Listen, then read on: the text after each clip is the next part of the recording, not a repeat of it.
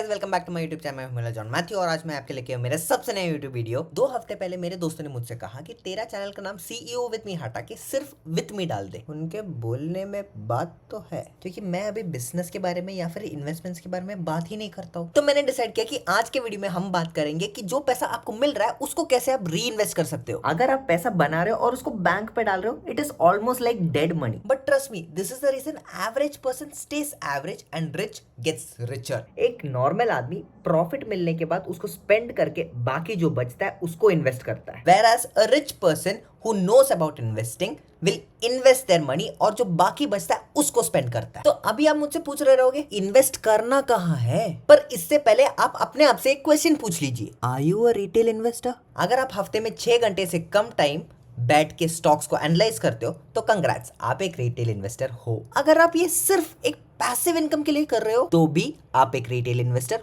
हो। तो अगला क्वेश्चन है, आपके पास ऑप्शन क्या क्या है रिटेल इन्वेस्टर होके इन्वेस्ट करने का? तो आपके पास 5 ऑप्शंस है: real estate, mutual funds, gold, fixed deposits और स्टॉक्स। और मैं एक सीक्रेट बताता हूँ, आपके कंपनी का इन्वेंट्री बढ़ाना या फिर प्रोडक्शन यूनिट का क्वालिटी बढ़ाना भी एक इन्वेस्टमेंट है। तो इन्वेस्टमेंट हमेशा 2 टाइप के रहते हैं, हाई रिस्क और low risk. Low risk investments का सबसे बड़ा एग्जांपल है फिक्स्ड डिपॉजिट, जहां पे आपको महीने महीने या फिर सालों सालों थोड़ा थोड़ा पैसा करके वापस मिलेगा। और हाई रिस्क का सबसे बड़ा एग्जांपल है स्टॉक्स। अभी तो इन्वेस्टमेंट्स के बहुत सारे तरीके आ गए, जैसे कि अगर आपको गोल्ड पे इन्वेस्ट करना है तो आप गूगल पे की मदद से भी इन्वेस्ट कर सकते हो। अगर आपने मेरा वो वाला वीडियो देखा नहीं है तो यहाँ पे लिंक दे रहा हूँ, देख लेना। शायद आप समझोगे नहीं, पर रियल एस्टेट भी एक टाइप का इन्वेस्टमेंट है। अभी बहुत सारे वेल्थी लोग अपने प्रॉपर्टीज बाकी लोगों को एक्सपीरियंस करने के लिए खुला रखते हैं, obviously in exchange of some money. तो अगर आप इंसान एक ही हो और आपके 5-6 प्रॉपर्टी है तो बाकी जिसपे आप नहीं रहे हो उसको रेंट पे दो। अब बारी है लोगों का most popular way of investment का, स्टॉक मार्केट का। Stock market is highly secure and very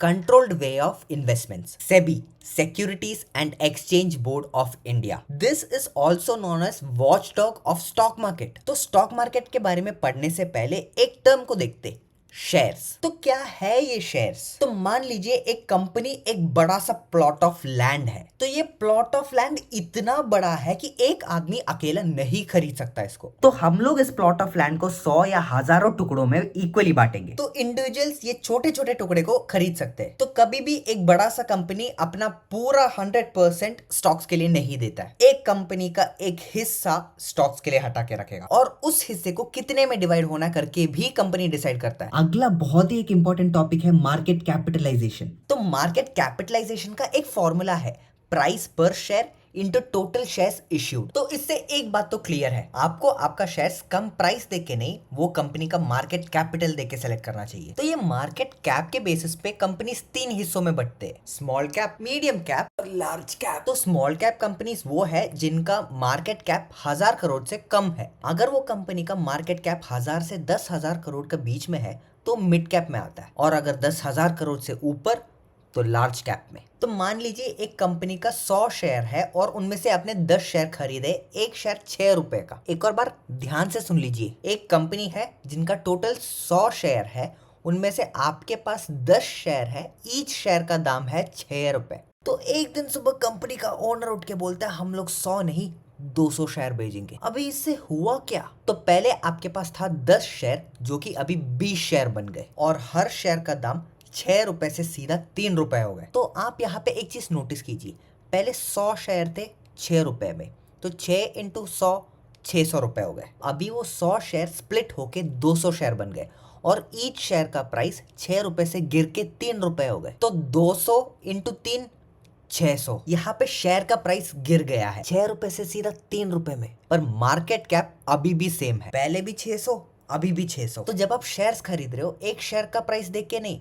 वो कंपनी का मार्केट कैप देख के डिसाइड करो। तो अगला मेन टॉपिक है सेंसेक्स। तो क्या है ये सेंसेक्स? ये एक कलेक्शन है 30 कंपनीज का जो कि मार्केट का ट्रेंड को इंडिकेट करता है, पर एक कंपनी का शेयर्स गिरा करके ये सेंसेक्स इफेक्ट होना है करके जरूरी नहीं है। सेंसेक्स गिरेगा तो भी शायद आपका शेयर्स प्रॉफिट में रहेंगे, या फिर अगर आपका शेयर्स गिरा तो सेंसेक्स प्रॉफिट में रह सकता है। तो सेंसेक्स के मदद से आप एक कंपनी का इंडिविजुअल शेयर जज नहीं कर सकते। अगला वाला है निफ्टी। तो क्या है निफ्टी 50? ये जो निफ्टी 50 है उसे मैनेज करता है NSE यानी कि नेशनल स्टॉक एक्सचेंज। तो ये निफ्टी 50 जो है वो इंडिया का सबसे टॉप 50 कंपनी का कलेक्शन है। अगला जो चीज जो हमें एनालाइज करना चाहिए वो है साइज ऑफ अर्निंग। अब ये साइज ऑफ अर्निंग का मतलब है एक कंपनी का एक फाइनेंशियल ईयर का प्रॉफिट। तो एक कंपनी अपना प्रॉफिट दो तरीके से बढ़ा सकता है।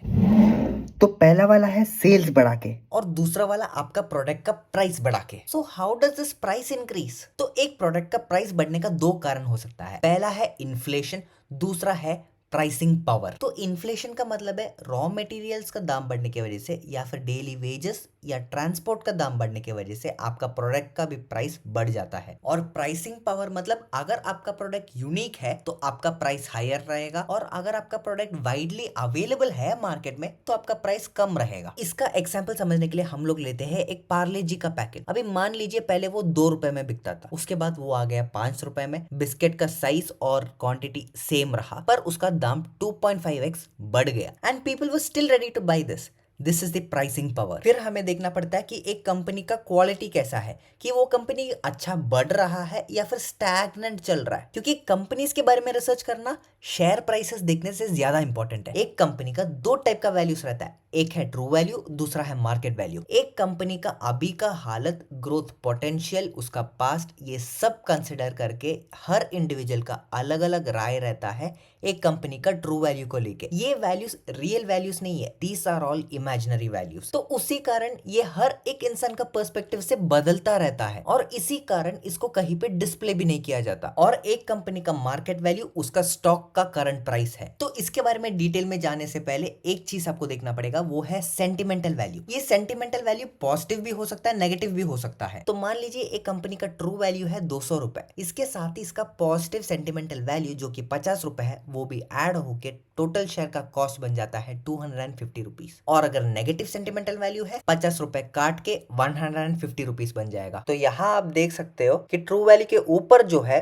वो है पॉजिटिव और नीचे जो है वो है नेगेटिव सेंटिमेंटल वैल्यू। तो अगर आप स्टार्टिंग में देखोगे तो ट्रू वैल्यू और सेंटिमेंटल वैल्यू में बहुत सारा डिफरेंस नहीं है, और जहां पे ओवर प्राइस लिखा हुआ है वहां पे बहुत सारे पॉजिटिव सेंटिमेंट्स के वजह से वहां का मार्केट प्राइस बहुत ज्यादा है, और यहाँ पे जहां पे अंडर प्राइस लिखा हुआ है वहां पे बहुत सारे नेगेटिव सेंटिमेंट्स की वजह से मार्केट वैल्यू रियल वैल्यू से बहुत कम है। मैं बहुत टाइम से बोल रहा हूँ पॉजिटिव सेंटिमेंट्स, नेगेटिव सेंटिमेंट्स, ये आखिर है क्या? जब चंद्रयान 3 मून पे सक्सेसफुली लैंड हुआ, उसका बैटरी बनाने वाला कंपनी भेल, उनका शेयर्स बहुत बढ़ गया क्योंकि वो कंपनी का प्रोडक्ट एक बड़ा सा सक्सेसफुल चीज का पार्ट था। पर एट द सेम टाइम दूसरा एक कंपनी जो बदनाम होता है, लोगों को उसके बारे में अच्छा ओपिनियन नहीं रहता, सो वो नेगेटिव सेंटिमेंट्स बन जाता है। तो मार्केट दो टाइप के होते हैं, बुल मार्केट और बेयर मार्केट। तो अभी अगर आप देखोगे ये ग्राफ पे हर एक पॉजिटिव क्लाइम बुल और हर एक नेगेटिव क्लाइम को बेयर कहा जाता है। तो ये बुल मार्केट और बेयर मार्केट देख के कैसे समझने का कि कहाँ पे खरीदने का, कहाँ पे बेचने का शेयर्स? तो इसके लिए पहले तो हमें एक कंपनी का ट्रू वैल्यू देखना पड़ेगा। पॉजिटिव सेंटिमेंट्स के वजह से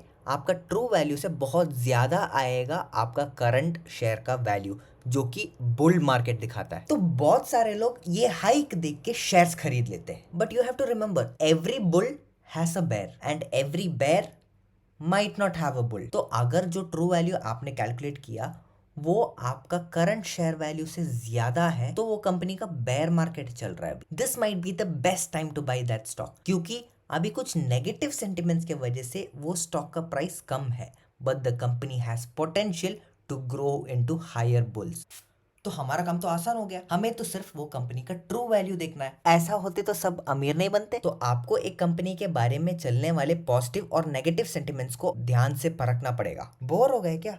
तो आप थोड़ा ब्रेक ले लो, मेरा यहाँ पे व्लॉग्स का लिंक डाला है, वो देख के आ जाओ। अगर बोर नहीं हुए तो बाकी कंटिन्यू करते, स्टार्ट करते वैल्यूज के बारे में। वैल्यूज दो टाइप के रहते हैं, वैल्यू क्रिएशन और वैल्यू डिस्ट्रक्शन। जब एक कंपनी स्टेबली कंटिन्यूअसली काम करता जाएगा तो उसका प्रोडक्ट्स का क्वालिटी और क्वांटिटी बढ़ेगा, जिसके वजह से वो कंपनी का वैल्यू क्रिएट होएगा। ये बिल्डअप होने को थोड़ा टाइम लग सकता है, और जब कंपनी का गुड्स का क्वालिटी और क्वांटिटी नीचे जाता है उसे बोलते हैं वैल्यू डिस्ट्रक्शन। तो यहाँ पे हम लोग गलत कहाँ होते? तो पहला चांस ये है कि जो ट्रू वैल्यू हमने कैलकुलेट किया है वो गलत है, और दूसरा चांस ये है कि जो वैल्यू हमने फाइंड किया है वो सही है, पर वो वैल्यू दिन बर दिन कम होता जा रहा है बिकॉज ऑफ सम इंटरनल और एक्सटर्नल रीजंस। हमारे असम्पशंस बहुत टाइम गलत हो सकते हैं। जैसे कि बहुत टाइम पहले लोग कंप्यूटर के विरोध थे, और अभी एक भी इंसान नहीं है जिसके पास कंप्यूटर का आवश्यकता नहीं है। तो अगला गलती जो बहुत सारे लोग करते हैं वो है कि अपने दोस्तों को सुनते हैं। उन्होंने इन्वेस्ट किया है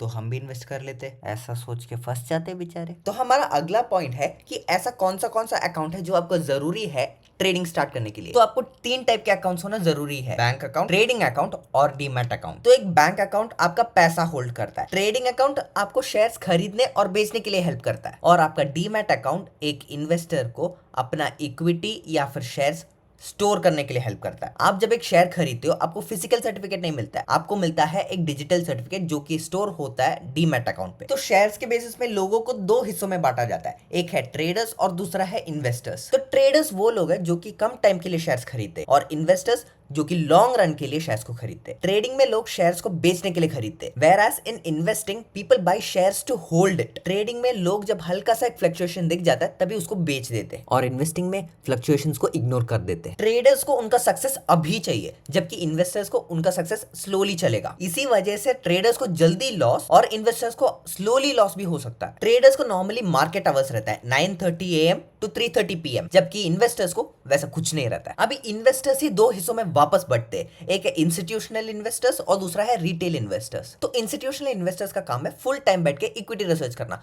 जबकि एक रिटेल इन्वेस्टर को दूसरा काम रहता है और ये उनका पैसिव इनकम सोर्स रहता है। तो जब आप शेयर्स खरीद रहे हो आप 2 टाइप में खरीद सकते हो, कॉन्सेंट्रेटेड टाइप या फिर डाइवर्सिफाइड टाइप। तो क्या है ये कॉन्सेंट्रेटेड टाइप? तो इसको मैं एक एग्जांपल के साथ समझाता हूँ। तो मान लीजिए आपके पास 10 स्टॉक है और उसमें से हर एक स्टॉक का कॉस्ट है 10 रुपीज। तो आपको टोटल 100 रुपीज का वर्थ का स्टॉक्स आपके पास अवेलेबल है, जिनमें से हर एक छोटा सा शेयर इक्वल है। और अगर आप डाइवर्सिफिकेशन देख रहे हो तो आपका टोटल वर्थ ऑफ स्टॉक 100 रुपए ही है, पर उनमें से हर एक स्टॉक का वैल्यू अलग है। कुछ होगा 10 का, कुछ होगा 20 का, कुछ होगा 5 का। तो ये डाइवर्सिफिकेशन का खासियत क्या है? इसका खासियत ये है कि आपका हर एक इंडिविजुअल स्टॉक का इंपैक्ट कम रहेगा। तो मान लीजिए आपका अगर एक स्टॉक लॉस में भी है तो भी आपको बहुत इंपैक्ट नहीं पड़ेगा। तो आप एक अपॉर्चुनिटी कैसे जान सकते हो कि यहाँ पे इन्वेस्ट किया जा सकता है? आपका profession is your highest strength. कोई भी इंस्टीट्यूशनल इन्वेस्टर आपसे ज्यादा आपका फर्म को नहीं जानता है। तो if you are a doctor trying to invest, try to understand कि कौन सा दवाई चल रहा है, कौन सा नहीं चल रहा है, किन किन के अगेंस्ट केस है, कौन कौन आ रहा है, कौन कौन जा रहा है, इन सबको परखिए। और जब आप जो भी कर रहे हो आपके सराउंडिंग्स देखा करो। आप आपके घर पे मैगी लेते हो, किटकैट लेते हो, मंच लेते हो, नेस्कैफे का कॉफी पाउडर लेते हो,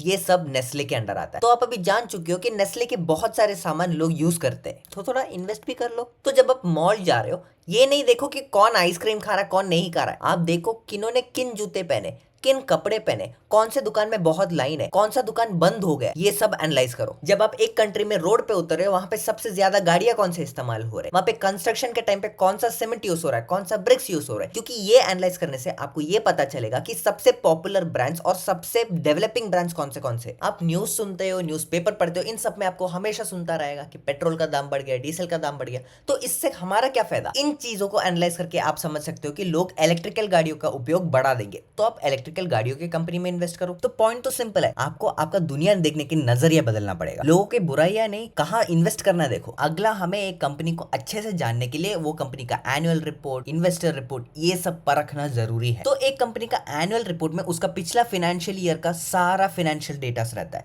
तो एज अ रिटेल इन्वेस्टर ये बहुत इंपॉर्टेंट है कि आप इसके थ्रू जाए। दूसरा, ये इन्वेस्टर प्रेजेंटेशन क्या है? इन्वेस्टर प्रेजेंटेशन मतलब एक कंपनी का 20 से 30 स्लाइड्स वाले एक प्रेजेंटेशन है जिसपे आपको क्वार्टरली परफॉर्मेंस दिखेगा वो कंपनी का। अगला जो बहुत बहुत बहुत इंपॉर्टेंट वाला डॉक्यूमेंट जिसके थ्रू आपको जाना है वो है DRHP, draft red herring prospectus. IPO जिसका मतलब है एक कंपनी अपना शेयर्स पब्लिक के लिए अवेलेबल करना। तो जब हर एक कंपनी अपना शेयर्स IPO के लिए अवेलेबल करता है उनको ये DRHP फाइल करना पड़ता है। तो क्या है ये DRHP? DRHP एक 500 से 600 पेज वाले एक रिपोर्ट है जिसमें वो कंपनी के बारे में सारा डिटेल्स रहता रहता है। तो आपको हफ्ते में 3 से 6 घंटा आपको ये 3 डॉक्यूमेंट्स को एनालाइज करना पड़ेगा। तो अभी हम लोग देखते हैं कि एक एनुअल रिपोर्ट हम लोग समझ कैसे सकते हैं। तो एक एनुअल रिपोर्ट का पहला सेशन है इंट्रोडक्शन। इंट्रोडक्शन में एक कंपनी ये बताता है कि वो करता क्या है, उसका मेन प्रोडक्ट्स कौन सा है, उनका मेन सर्विसेज कौन सा है और उनका स्ट्रेंथ्स क्या है। तो इसके साथ ही जुड़ा रहता है हाइलाइट्स। तो हाइलाइट्स में कंपनी ये बताता है कि उसने पिछले साल में क्या क्या अलग किया, उनके कंपनी में कैसे ग्रोथ है, उन्होंने नया नया क्या क्या चीज अकॉम्प्लिश किया, ये सब हाइलाइट्स में रहता है। तो अगला सेशन है letter from the highest authorities of the company. तो ये वाला सेशन में आपको ये समझ में आएगा कि वो कंपनी का सीईओ, एमडी सब क्या कहना चाहते हैं। तो ये वाला सेक्शन में हमेशा शेयर होल्डर्स और इन्वेस्टर्स को इंटरेस्टिंग लगने वाला टॉपिक बात किया जाता है। अगला है रेस्पॉन्सिबिलिटी रिपोर्ट्स। इसके अंदर आता है business responsibility, corporate social responsibility, ऐसे सारी चीजें। फोर्थ सेक्शन है मैनेजमेंट डिस्कशन एंड एनालिसिस। ये one of the most important section है एक एनुअल रिपोर्ट का। तो ये सेक्शन हमें ये बताता है कि वो इंडस्ट्री कैसा है, वो कंपनी वो इंडस्ट्री में कैसा परफॉर्म कर रहा है, उसका रिस्क क्या क्या है, उसका फाइनेंसेस कैसे है,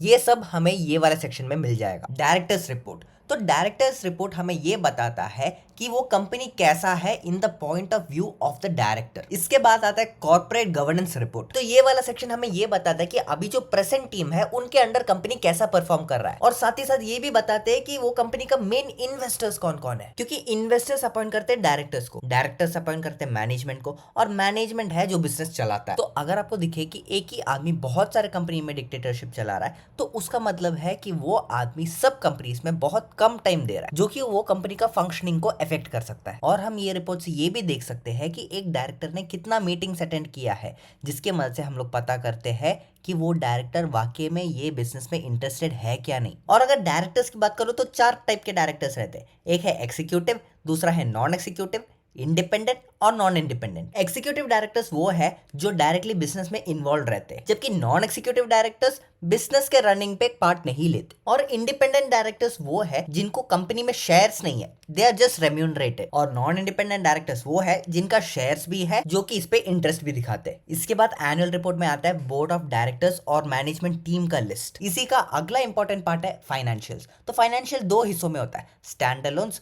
और कंसोलिडेट। तो इसको हम लोग कुछ ऐसा समझते हैं, all standalone finances plus all subsidiaries finances equal to all consolidate finances. जैसे कि मान लीजिए मेरा एक बड़ा सा कंपनी है, कंपनी ए, और उसके अंडर मैं थोड़ा मल्टीपल छोटे छोटे कंपनीज रन कर रहा हूँ, कंपनी बी, सी और डी। तो ये सब का कलेक्शन रहता है मेरा कंसोलिडेट फाइनेंसेस। फिर एक एनुअल रिपोर्ट का आखिरी में आता है नोटिस टू द एजीएम। तो एजीएम का मतलब है एनुअल जनरल मीटिंग। तो ये पेज में रहता है कि एनुअल जनरल मीटिंग कब होएगा, कहाँ होएगा, टाइम क्या होएगा, और जिसमें वोटिंग चलेगा कि नॉर्मल बिजनेसेस में क्या क्या चेंजेस लाना चाहिए और स्पेशल बिजनेसेस में क्या क्या चेंजेस लाना चाहिए। तो ये एक कंपनी का एनुअल रिपोर्ट में आपको कहाँ कहाँ पे कॉन्सेंट्रेट करना है। इंट्रोडक्टरी पार्ट में आप देखो कि फैक्ट कौन सा है, ओपिनियन कौन सा है। डायरेक्टर्स का नोट में से आप पढ़ो कि उनका टोन कैसा है, पॉजिटिव टोन है या फिर नेगेटिव टोन है। मैनेजमेंट डिस्कशन सेक्शन से आप देखो कि ये इंडस्ट्री कैसे चल रहा है, इसका फ्यूचर क्या क्या है और इसका रिस्क क्या है। इसी प्रकार आप एक एनुअल रिपोर्ट को पढ़ना सीख जाओगे। चलो एक 5 मिनट का ब्रेक ले लेते,